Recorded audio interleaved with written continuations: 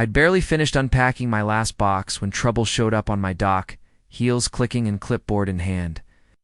Moving into my new lakefront home was supposed to be a fresh start. After years of stress in the city, I had finally found my dream escape, a cozy, cedar-sided cabin nestled at the edge of Clearwater Lake. Peace, nature, and most importantly, no nonsense. Or so I thought. The cabin came with a gently weathered dock that jutted out into the still blue water, its wooden planks seasoned by time and sun. For me, it wasn't just a structure. It was a promise of summer mornings, fishing with coffee in hand, and quiet nights watching the moon ripple across the lake. It was also a major selling point of the property, listed clearly in the deed as a permanent feature. I had all the paperwork signed, notarized, and sealed. But apparently, the Homeowners Association had other ideas. I first saw her out of the corner of my eye, a blonde woman in an aggressively red pantsuit striding up the gravel path like she owned the place. I didn't recognize her, and she didn't introduce herself before launching into a demand. "You need to remove that dock. It's not HOA compliant." I blinked. "Excuse me?" "It's the dock," she repeated, pointing like I was unaware of what a dock was. "It violates community regulations. It needs to be dismantled by the end of the week, or the HOA will impose daily fines." That was the moment I met Karen, the self-proclaimed queen of the HOA. I asked her, calmly, for clarification.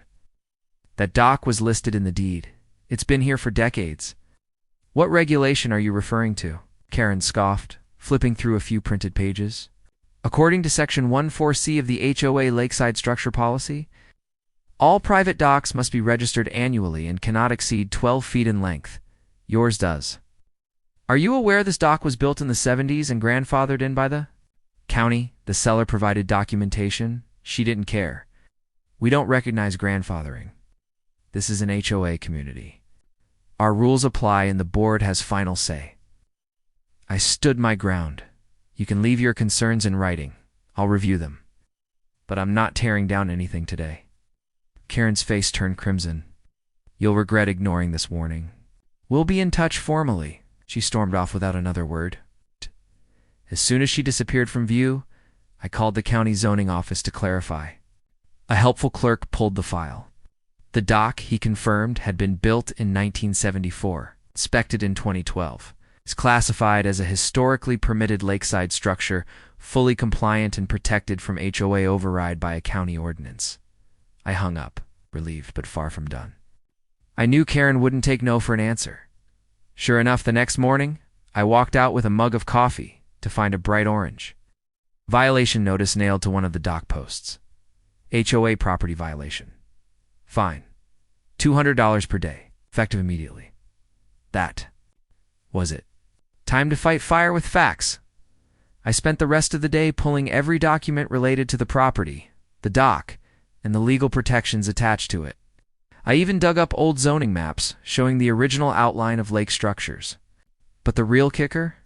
I wasn't just some guy with Google and a printer.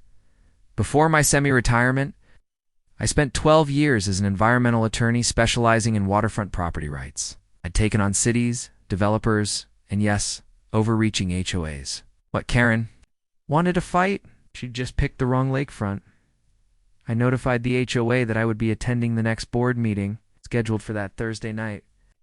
I also made sure to request, in writing, that the violation notice be reviewed in front of the full board.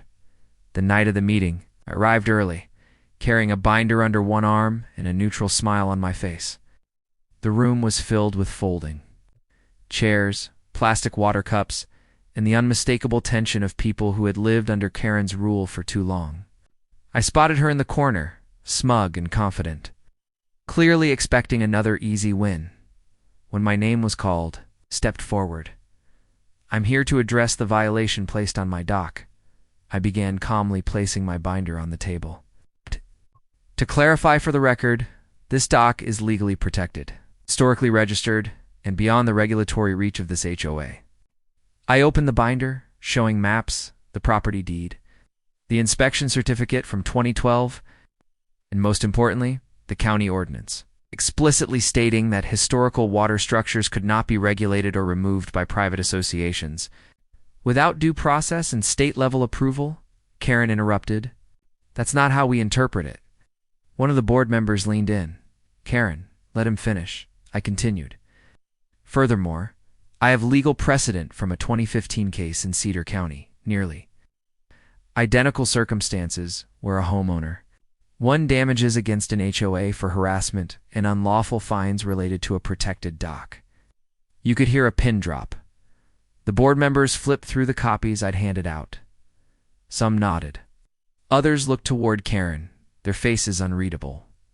Finally, the HOA president, an older man with tired eyes, cleared his throat. Mr. Dalton, thank you. We've reviewed your documents. See no violation here, in fact. It appears the HOA is in violation of county law. He looked at Karen. Effective immediately, the notice is revoked, and the dock will not be touched. No further action will be taken. Karen stood up, face pale, voice trembling. You're siding with him? No, he replied. We're siding with the law. She left in a storm of muttered complaints and clacking heels the same way. She'd arrived, only this time stripped of her self-appointed authority, as I packed up my binder. Several residents came up quietly to thank me. One woman whispered, She's been terrorizing this community for years. You did what no one else could. I smiled politely but said nothing more. I hadn't come to play hero. I just wanted my peace. Back at the cabin, the lake was still. The stars shimmered on the surface like a promise. My dock, my damn dock, stood quietly in the moonlight, right where it belonged. I took a deep breath, feeling the weight of the confrontation lift off my shoulders. They'd tried to mess with the wrong newcomer. But I wasn't just a newcomer. I was the lake's quiet enforcer now.